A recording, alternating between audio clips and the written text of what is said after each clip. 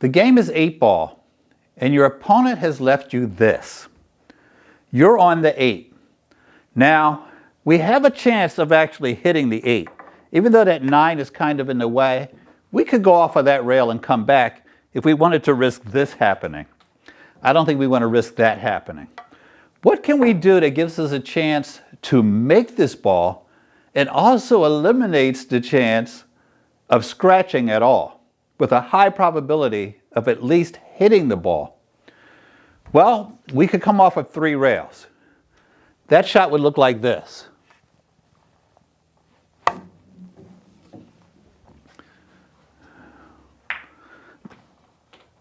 That, as I like to say, is a spirit breaker. Now, how do I know that's going to happen? That's what you're going to learn today. I am going to teach you one of the oldest, simplest systems for 3-rail kick shots you have ever seen. And you only need to be able to count to 5. So let's get started. Since I was a kid, I mean 12, 13 years old, I've had this shot where I come off of 3 rails and come back to this pocket. And I got so good at it that it made me drop my chalk. No, I got so good at it that I could actually play it on the fly, the ball moving. I just knew instinctively where to hit it, how much English to put on it, and all of that. Well, that doesn't make me special. Everybody that plays 3-cushion billiards can probably do that.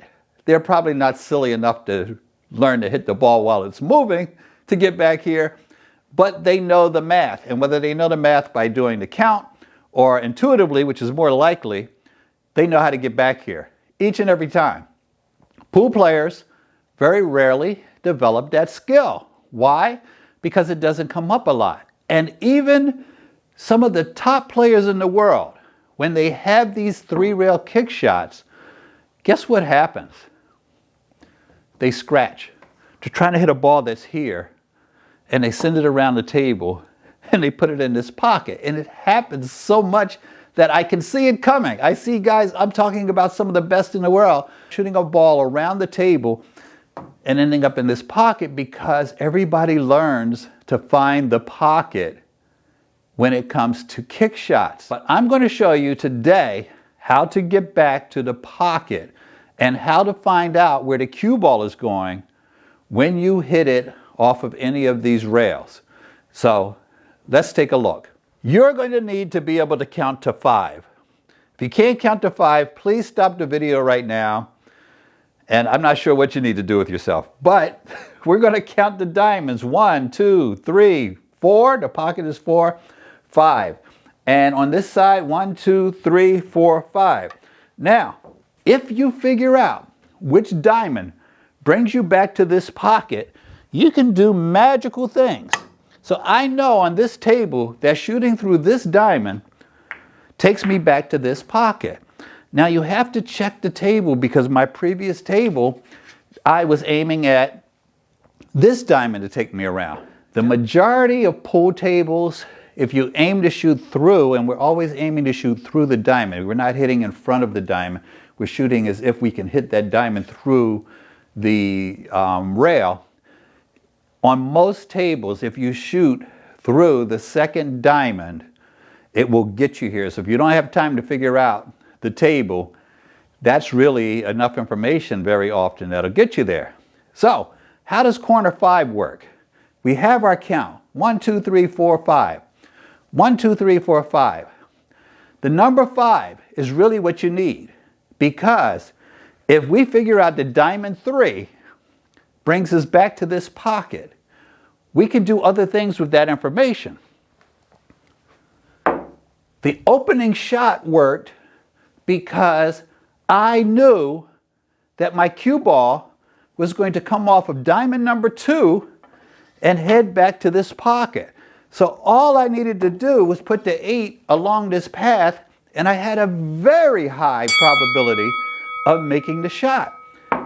If I have a ball at diamond 2, because 3 from 5 is 2, I now have enough information to do a lot more kicks. Not just get back to this pocket, but to hit balls that are in front of that diamond, or in some cases, balls that are in space, if I just pay attention to the fact that the ball is going to come off a diamond 2 and head here. So guess what happens? We're here and we're blocked up and we need to kick a ball that is on diamond 3. So what do? 3 from 5 is 2. There's diamond number 2. If we shoot through diamond number 2, we can hit it. That's simple. Some of you are saying, but Bryan, what if I'm not sitting in the pocket? Well, some of you may have already heard of spot on the wall. If you haven't, this is going to change your life. When I shoot this shot and the ball is moving, I don't have time to use spot on the wall. I have to intuitively figure out where to hit the ball in order to get back here. But you're lucky. You're not silly enough to shoot the ball while it's moving like I am. So all you need to do, let's say our cue ball is there. If we come off of diamond number 2, come off of diamond number 3 to get to 2, to get back to this pocket, it's not going to work from here. It'll look like this, and we'll be known as the guy that can almost hit a ball that's sitting in the pocket. But what you can do, and this is how spot on the wall works, I'm sorry for going adrift. If you stand right here and you look through diamond 3, because we know 3 goes to 2 and 2 goes to this pocket. If you stand right here and find just slightly in the distance, maybe 10, 15 feet, a spot, a chair, something preferably that doesn't move, not a person's legs, something on the wall, literally, if you can. Now for me, it's my Delta 13 rack. So if I shoot at that rack from here, remember, I came over here and found my spot. Alien table, if I never saw the table before, I find the spot there. Again, it looks like the tip of my Delta rack, which you guys can't see. If I shoot at that rack, it should bring me right back here to this pocket. That's spot on the wall. I've had it in my bag since I was a kid. I taught it in my NWQ program where there's 80 videos and I teach 5 different kick systems, but I haven't told you guys about it on FXBilliards. I know it's been talked about on a couple other channels, but you need to have that in your game. Now, as a bonus, what can we do with our corner 5 system? We talked about getting from 3 to 2 and from 2 to 3. So guess what? You can also get from 1 to 4. How does that work? If we needed to hit that 6 in order to make that 2, and our cue ball is here in the pocket, if we shoot off a diamond number 1, again running English, we can get back here to this pocket, which would have been 4. Now I know it looks like we actually came in early on this, but keep in mind, if there was a diamond here, it would be right here. We actually came in perfectly for the angle that we had coming off of that diamond. As you can do a lot of things. It's not just a 3-rail kick system. It's 3 rails, it's 2 rails. There's a lot that you can do with this information. I know there's people out there that think we shoot these things 1,000 times and do 1,000 takes in order to make shots like this work. But no, there's nothing special about this shot. As I said, I've had it for a very long time, and I can intuitively get back here by changing speed and changing the amount of English over and over again. Want to shoot it for $1,000? Yes, Bryan wants to shoot it for $1,000 because it's that easy. It's easier than shooting that ball in from here. How do you get there? What you're going to do is shoot it. You've got to shoot it, and you've got to shoot it a lot. Now, couple things that you should know. 1, as we said earlier, find the correct diamond for the table you're on. 2, A lot of you may not be hitting the cue ball with the proper English. When I shoot shots with English, I try to hit the same spot all the time. You guys have heard me say it. I don't play the one tip, two tip game at all on that cue ball. I'm usually hitting it at the exact same spot. If you say, Brian, hit me high right, I'm going to hit it high right. I'm hitting the 1 o'clock mark over and over again. Now, the reason I tell you this is because some of you are going to run over to your table and you're going to try this and you're going to say, well, Brian said on my table it should be diamond number 2, but when I shoot it, I end up here. Well, you might not be calibrating your English properly. Now, what does that mean? If you shoot it too fast or too slow, you won't get back to the pocket even if you're hitting the right spot. If you notice the speed on all of these shots, with the exceptions of the ones where the ball is moving, where I'm adjusting intuitively for the speed to change the speed to get back around here, with the exception of those, every one of those is going at the same pace around the table. I mean, within a mile an hour of the previous shot. The way to get there is to practice that shot with the same speed over and over again and the same amount of English over and over again. If you go from 1 tip of high right to 2 tips of high right, from 1 o'clock to 2 o'clock, and you're moving all over the cue, you don't have any consistency, and that is not being calibrated.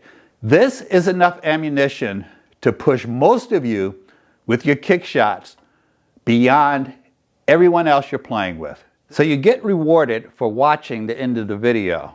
So here's your bonus shot. Just like a fine restaurant, the best stuff happens at the end, dessert time. So here's your dessert.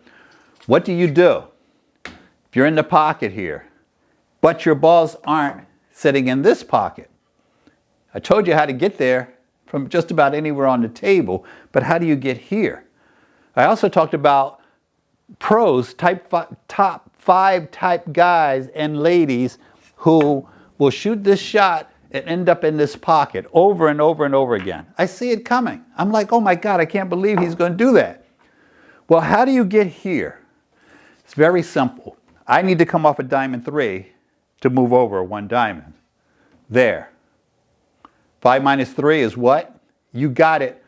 If I shoot through diamond 2, I can make that contact there, maybe even make the 15 ball off the 10, but that's enough right there to shift everything over by 1 diamond.